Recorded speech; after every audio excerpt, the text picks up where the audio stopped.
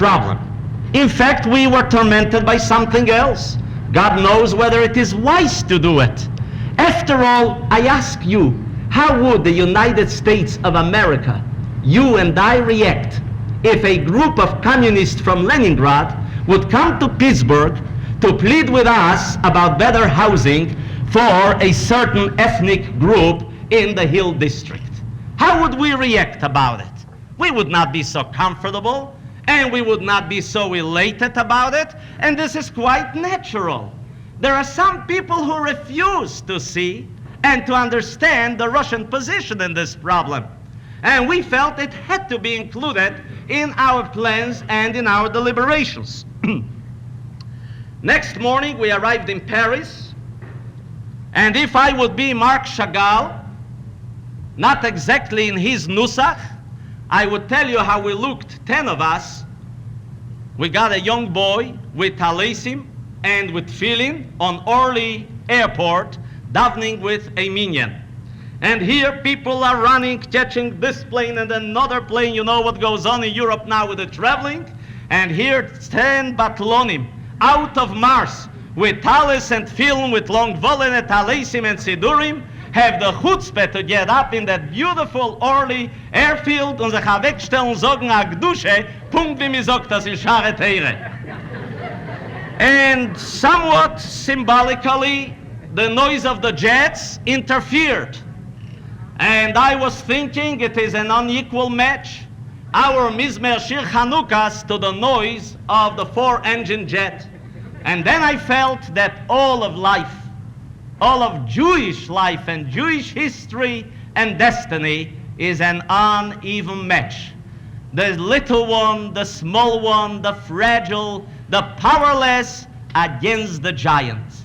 It's a history of a David confronting a Goliath in various centuries and on various continents.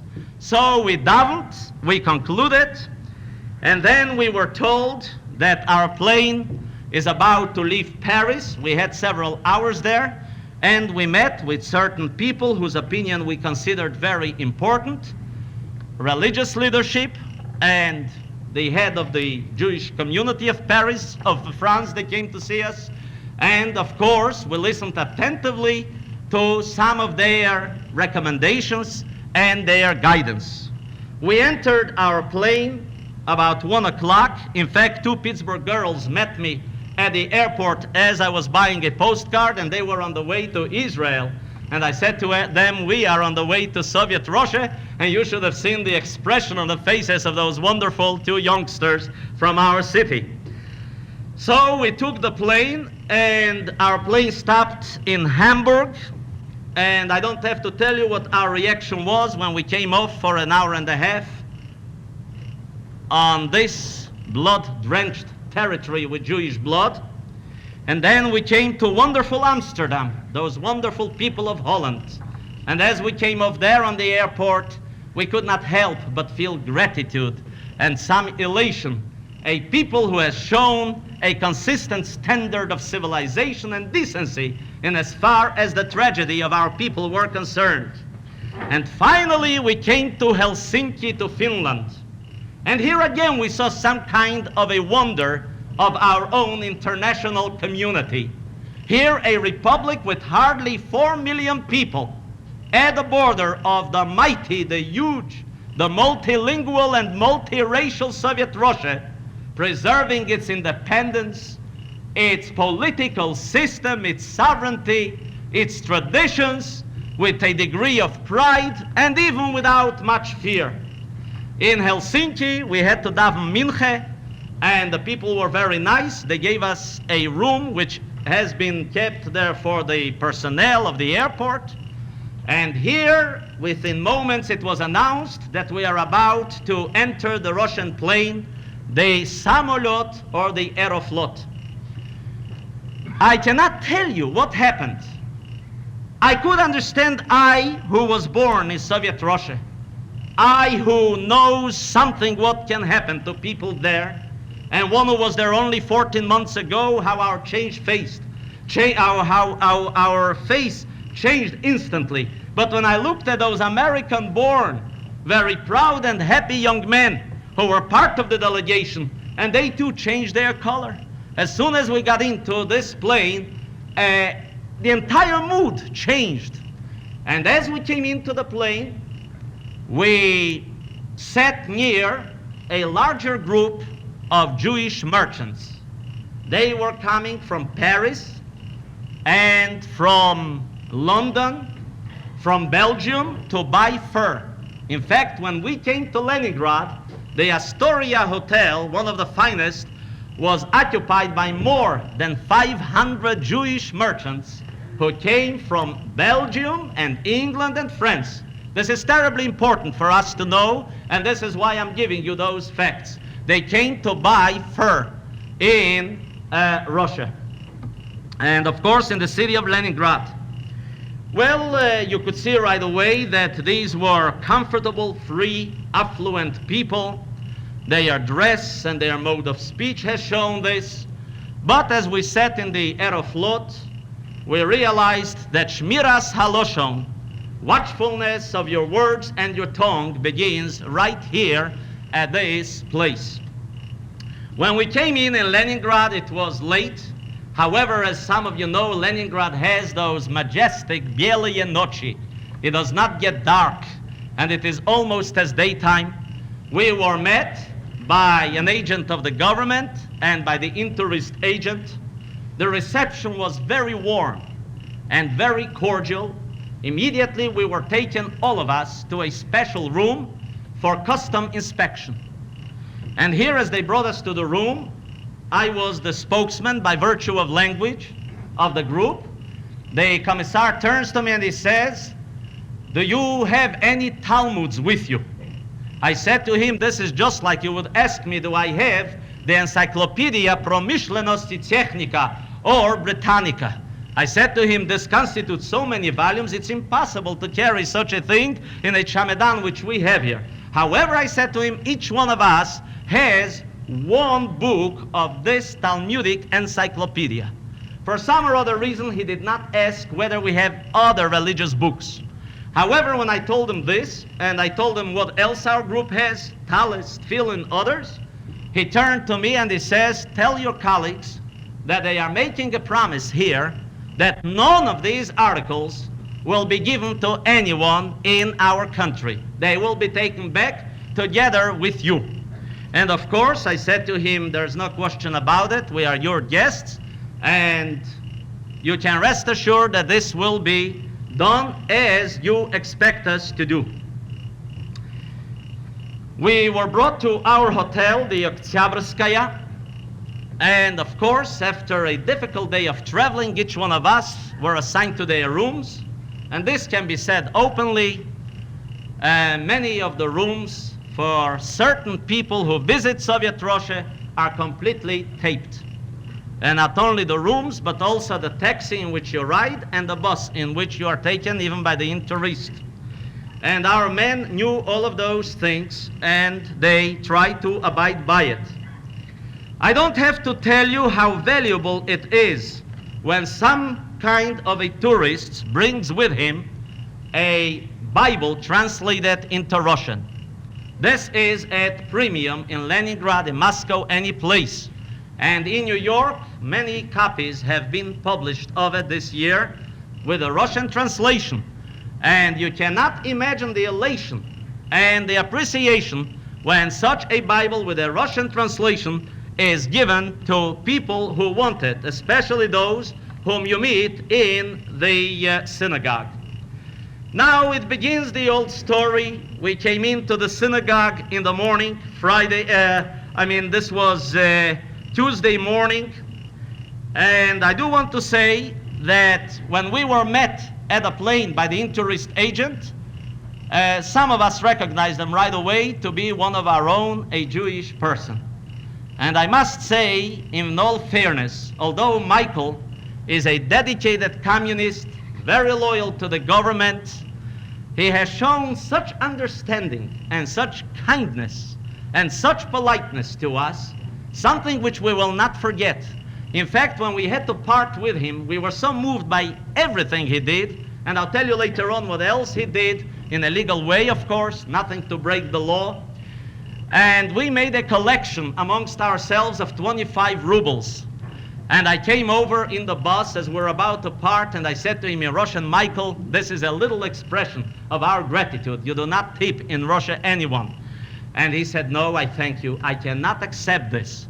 But I like so much Malamud and Philip Roth and Salinger and some of the other bestsellers in America. If you people will send me some of those books, I will accept it, and I will be very grateful to you. Of course, we took his address with us, and some of it is already on the way to this wonderful Michael, who made our stay in Russia so useful and in a way perhaps comfortable too. Now, as soon as you meet people in Leningrad or in Moscow, in Kiev or in Tiflis, you should know there are two groups of people, especially in a synagogue. And you hear two different stories. When you go into any synagogue, unfortunately, now more than before, because now we went with some 18 eyes, there are informers, there are Muslims, they are agents of the government. And when you talk to those agents, they tell you a terrific story of a Gan Eden in Russia. You feel as if you are about to liquidate everything in the United States and come immediately to settle in Leningrad or in Tiflis. This is the story which they give you. But then there is the story of the 98%. The gloomy story, the tragic story with, and especially all of us, we try to compare notes. Of course, the official report of RCA will be given to the Jewish community several weeks later. It is being formulated now. All of us agreed that above everything else, we have noticed constantly, and this was constantly and consistently, fear.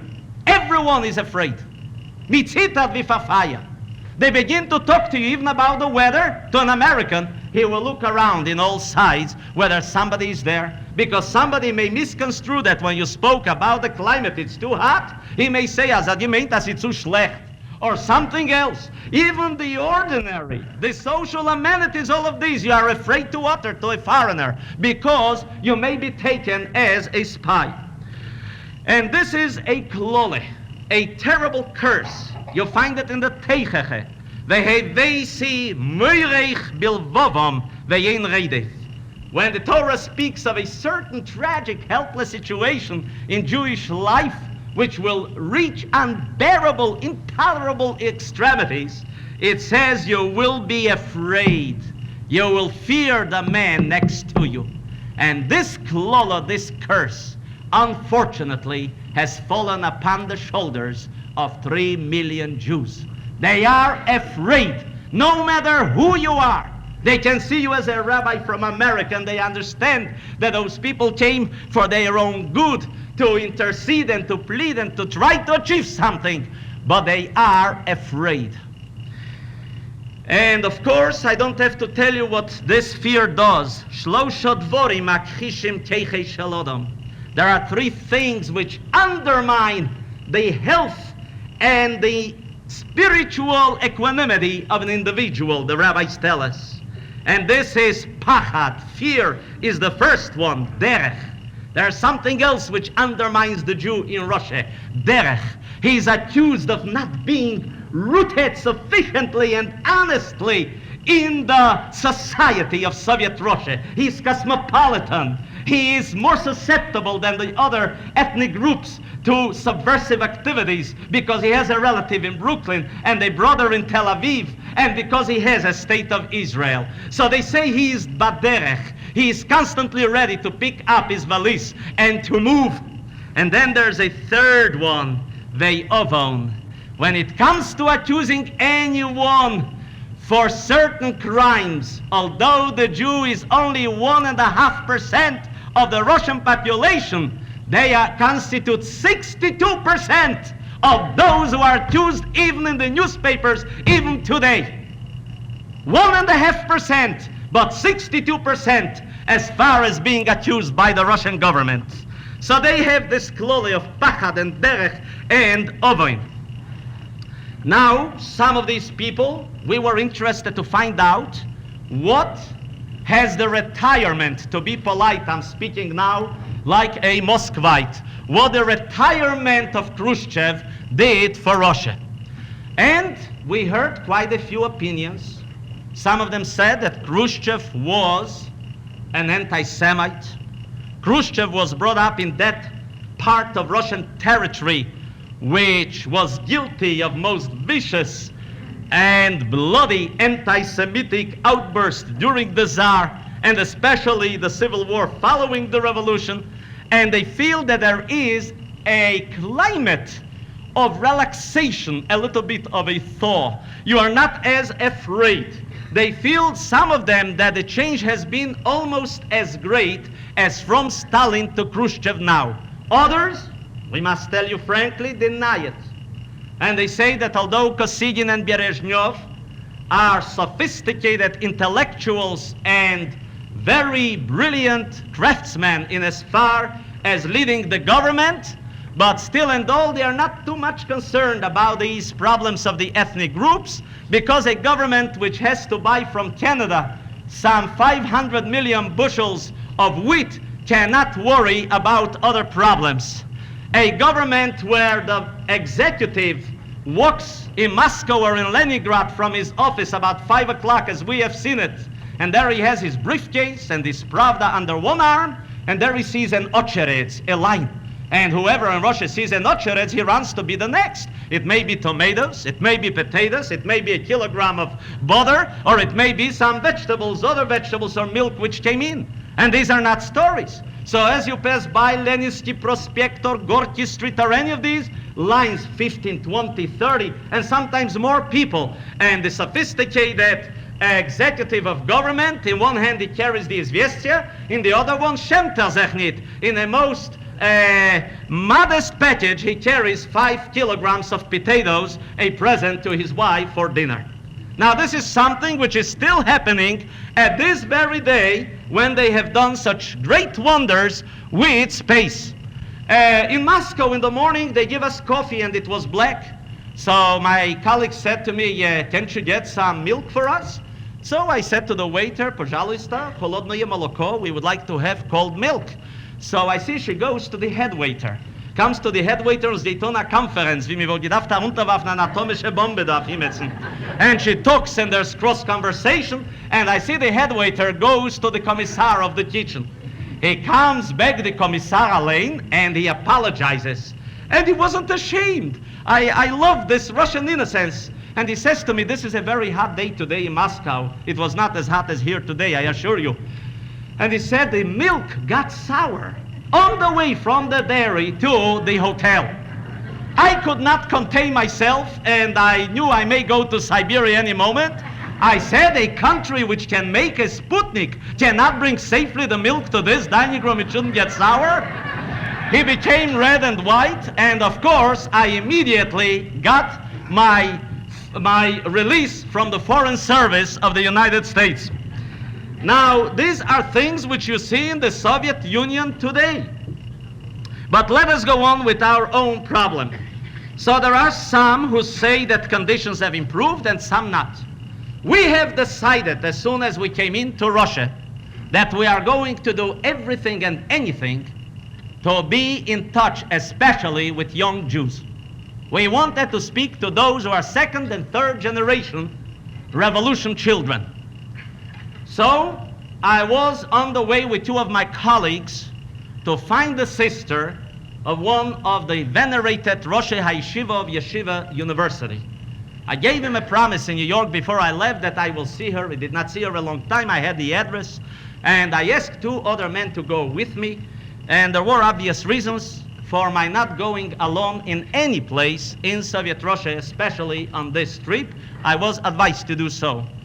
So as we walked, I asked somebody, I show him the address and the number. Oh, he says it isn't far, you will just walk 2 blocks. Wir gehen up 2 blocks lang wie der Riedischer Goles, uns wird finster in die Gegend. And we think here it is. Wir geben a guck, they say another 2 blocks. So I was somewhat worried. We had to be somewhere else. We had a very important appointment with one of the commissars. So not looking at a person, I see a person passes by, and I just give him the note like this, and I say, пожалуйста, скажите мне, как же можно найти этого дома? How can I find this house? I don't look at him, I was absorbed in the address. A young man stands near me, handsome, dark, and he looks at us, and then he looks all around. Евреи? He says to me, you are Jews? Zeg, Jewry? Wir zijn Nieden? He says, ja, тоже Jewry. Und lacht. I am also a Jew. I say, so I said to him, what do you do? So he says during the day he studies, late in the afternoon he works in a bakery. And then I said to him, how old are you? He says, 24. Do your parents go to synagogue sometimes? Do you have any Jewish book in your home? He says, no, we don't have it. I said, tell me truthfully, you tell me you are a Jew. How is it here? How are you being treated? And this was a 24-year-old Jew in the street of Leningrad. He said, you cannot imagine how much discrimination and abuse my friends and I have to suffer in school and in the place where we work because of anti-Semitism and anti-Semitic remarks. Wait, this isn't over. I said to him, do you ever go to a synagogue? Did you see a synagogue with your own eyes? He says, yes. Once a year, many of my friends and I, we come Simchas Torah in front of the synagogue.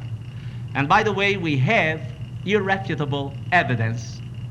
And this is not a guzme. We made it our business to find this out. Over 20,000 Jews, 90% of them young ones, gather in front of the Leningrad synagogue Simchas Torah, the same in Moscow. And they sing Hebrew songs, and they exchange Jewish remarks to one another. Police fences off many streets around. No one is bothered, no one is touched. And then they finish up the gathering with dancing Israeli dances in the street. This is not a guzma. We went out because when we heard about it and we read, we felt that this might have been an exaggeration. So then I asked a responsible diplomat, I will not mention his country. I said, what can you tell me about this? He said, we took experts to the scene, people who know exactly how many people can stand on a square meter. And they estimated the length of all those streets and the crowd of people. And the conclusion was of our experts that it was in excess of 20,000. But wait, this is not over, this story. These were our first tears in Russia. Then he says to me that this place can be gotten here, and we decided to take a taxi, and cabs were running. So I stopped one. We are about to say goodbye to him. He takes me, he grabs me by my hand, and he keeps it. And he looks me in the eyes, and he says to me in Russian, he says, tell me truthfully before you leave. You are people who believe in God. Do you people believe in your heart that I and my friends will ever get out of here and come to Israel? Tell us the truth. Before you go away, I want to hear it from you. And I want to tell this to my friends. Do you believe that there is such a possibility that we will get out and we too will come to Israel? This was from a 24-year-old young man born much after the revolution. I became astounded. So I looked at him and I said, our religion teaches us that you must have faith. And you must have bitochen. If you will have patience, you will see God will help you. And ultimately, you and your friends will come to Israel. But just be patient and have hope. Never give up this hope, and you will be with us. My other two friends, they were ashamed. They started crying like children when I translated to them, and I told them, what is the demand of this young man? This was our first meeting with a younger Jew in Russia on the street of Leningrad on the way to see the sister of the Rosh Hashiva. Now, after this has happened, of course, we felt that this is our opportunity and we may not have it again. So we decided to walk on the streets of Leningrad, there too in Yarmulkes, to make it as easy as possible for a Jew to see us and to recognize us who we are. Incidentally, we cannot tell you exactly how, But Jews in Moscow and in Leningrad knew in advance of our coming. And I'll tell you later on how we heard it and from whom we heard it and so forth. But there spread word about it. We also know that the government went out of the way to see that attendance should be excellent in the synagogue. We know how the government did it. Telephone calls were made to people on the dachas. There are certain Jews that go away. It is unbearable, not so much the heat, but the humidity in Moscow, to stay there during the weeks, the months of summer. So they go away to a dacha. You know what a dacha is? A summer place at the suburbs of Moscow. Anyhow, when we walked in Moscow to the Moscow synagogue Shabbos morning, here and there we meet a Jew, gay and dick, and I will not hide from you with the tallis under the hand and so forth. And ihr seid uns die Amerikaner Abonnim? Ja, von wann habt ihr gewusst? Und sagt er, mir hat uns schön abgerufen, mir hat uns geheißen kommen daheim. And about 4 or 5 or 6 told us exactly the same story. Mir hat uns abgerufen, mir hat uns gesagt, dass wir sollen kommen. And here they were on the way to Shul. Now, it is interesting to note that when you speak to the Russian official or to the Russian intelligentsia, they will show to you great respect for America as a country, as a society. Tremendous respect for our standards of living, our technological development and everything we do. And incidentally, I believe this was an important change in attitude. The first day I bought the Izviestia on the front page, they were reporting about Mariner 4 or 3, I don't remember which one it is anyhow, and they spoke with respect on the front page of the Izviestia about the scientists of America in Pasadena and about the great success of this Mariner and what kind of information it will get. I have the article right here with me. And this was a different change of policy. Never before did they praise Americans or things connected with our country in the way they did it now on the front page. But of course, wherever we moved, Vietnam was in our way. To such an extent that Jews in Shul, in Leningrad, in Moscow, in Tiflis, I hope I will have time to tell you about Tiflis, which is a terribly important chapter of our experience. They came over to us, Mitteljährige, elderly Jews. Was hat euer Land zu uns, Amerika? Für was wollt ihr herabwerfen Bombes auf uns? You hear? Was will sich umgesetzt auf uns? What does America want of us? Why does she establish all these bases? What are you doing in Vietnam? Why is it that you want war against us? Look how many the Nazis killed of us. You know that Russia suffered terribly under the war, not less than others, and most likely even more. Do you know that Leningrad, the siege of Leningrad took more than 800 days? Do you know that more than 600,000 people died in Leningrad of famine alone during this siege? More than 600,000.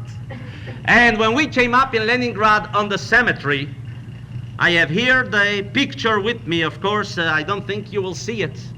So the Gabbai says to us, kommt ich will euch beweisen a Kever, wo es liegen über 8,000 Iden, killed from shrapnel and famine. Of course, we heard such a thing. We were moved and we said, take us over. And the cemetery is huge. And you have to walk, and it was a warm day, but we made our way there. I came over to the place and I took a snapshot of the Matseva. And I like to read to you what is the inscription of this Matseva. Вечная слава героям ленинградцам, павшие в борьбе за честь свободы и независимость нашей Родины.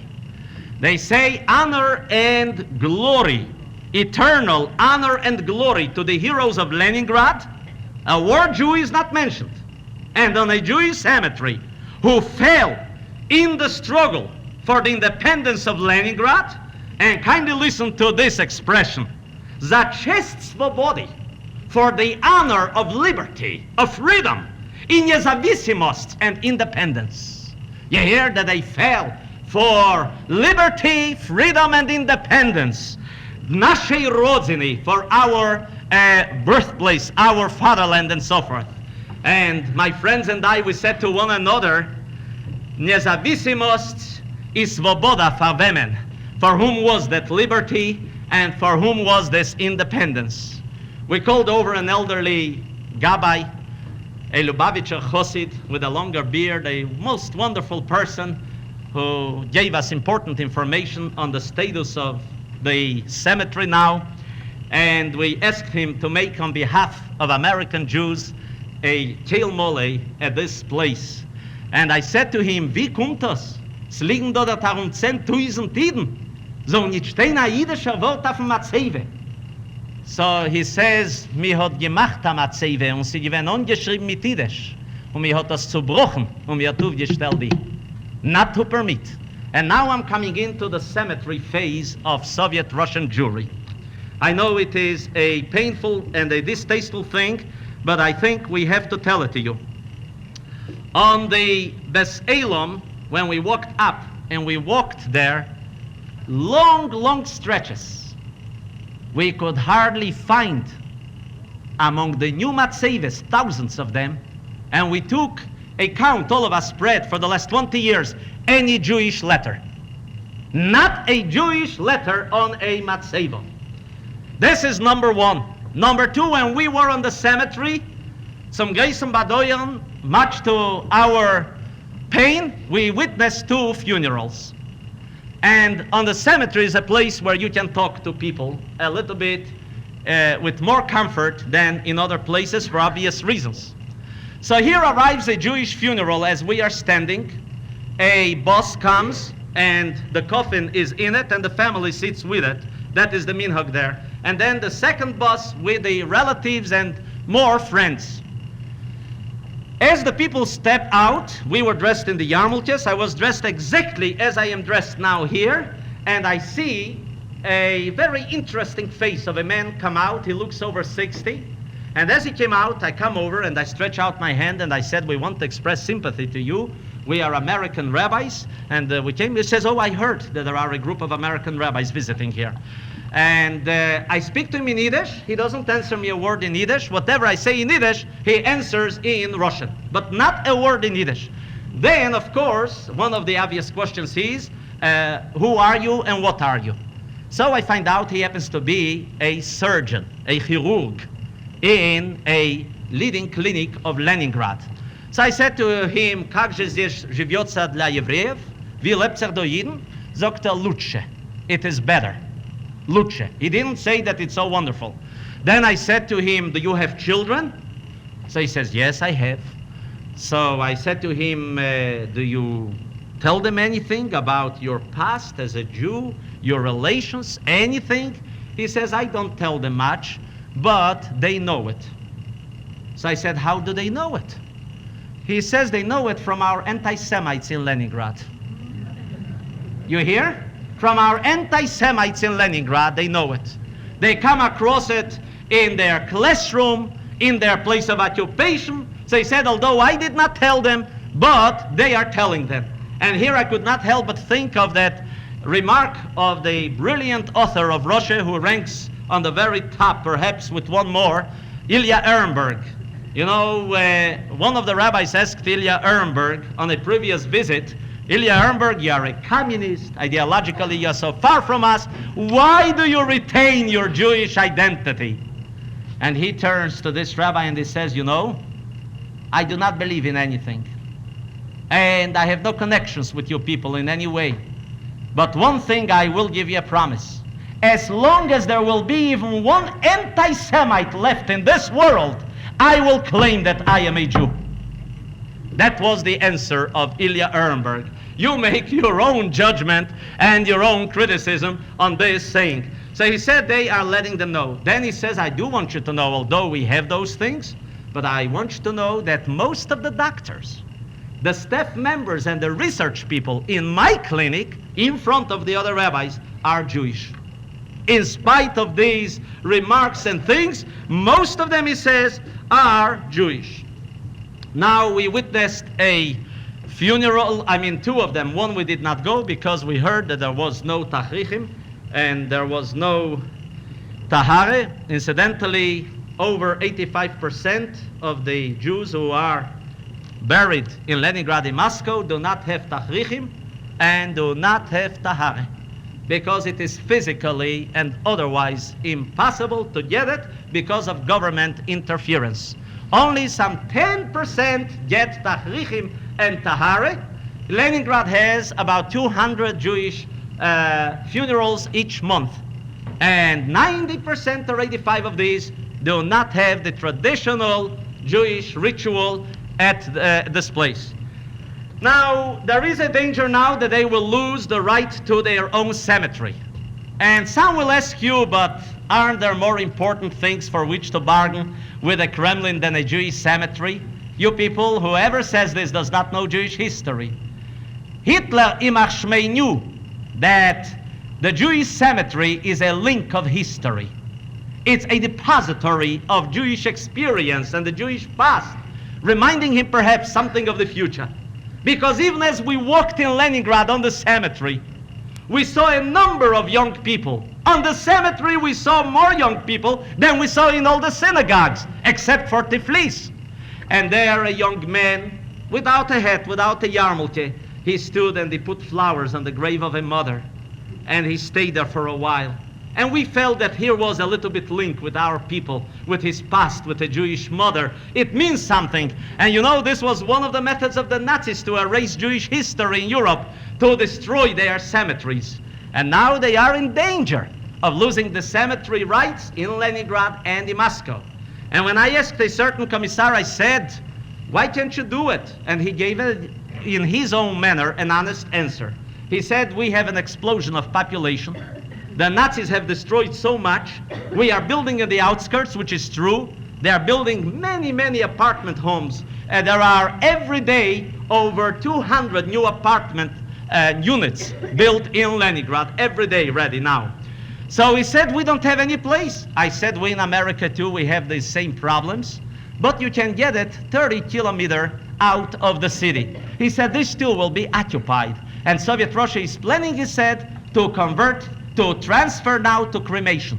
We don't want to have any kind of cemetery because of hygienical reasons, because of population reasons. I said, you who occupy a sixth of the dry land of the entire world, you have a problem with land? As we were traveling in the plane, we saw so many fields and so many long stretches of territory which isn't occupied and not toiled and not soiled, and you have this problem. And of course, this is a very crucial problem now. And I must tell you that the Moscow chief rabbi was refused.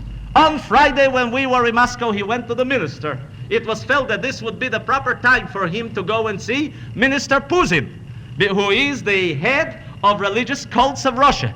He went and he begged him to give some place for a Jewish cemetery, and he was refused.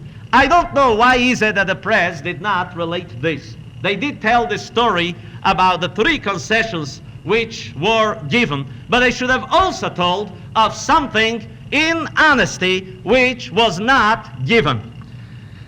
Now, this is as far as the cemetery is concerned.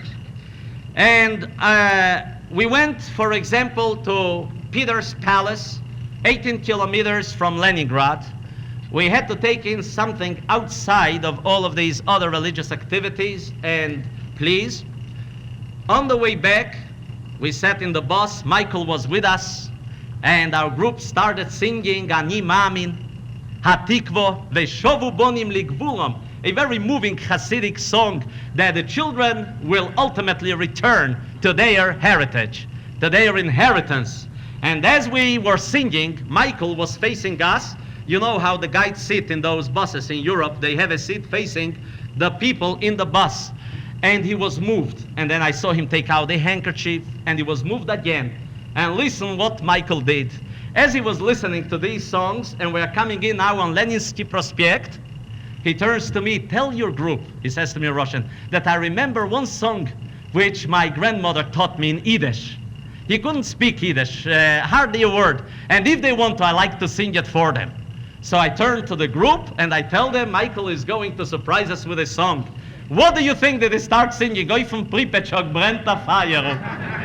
And again, I cannot tell you to what extent we were moved when here Michael, the sophisticated communist, of course highly cultured, but a wonderful man. You just can't imagine. I mean, the Pintelayid. Here we saw that even one who carries that card and that membership and all of this, he could not help it. And then when Hatikva came up, you couldn't imagine what happened with his face, with his eyes and everything. And then quietly later on, he says to me, I understand they are doing quite well there. When I said to him goodbye and I had to leave, he says they are doing quite well. And this was, of course, one of those experiences which are difficult to forget. We come in Moscow synagogue. Are you getting tired? No. We come in the Moscow synagogue. We come in the Moscow synagogue in the morning. The rabbi was not there. He was sitting shiva for his brother on the dacha, but he finished up with shiva later on. He was still on the dacha and he had to finish it in the morning. So of course we could not meet with him in the morning. So we come in and there is my faithful friend Rabbi Soneyar der Shames with a langer board and with that beautiful face of a patriarch. And this was a day of reading the Torah on Thursday. So, as the Torah, you know, is put together after reading, and he has a moving voice.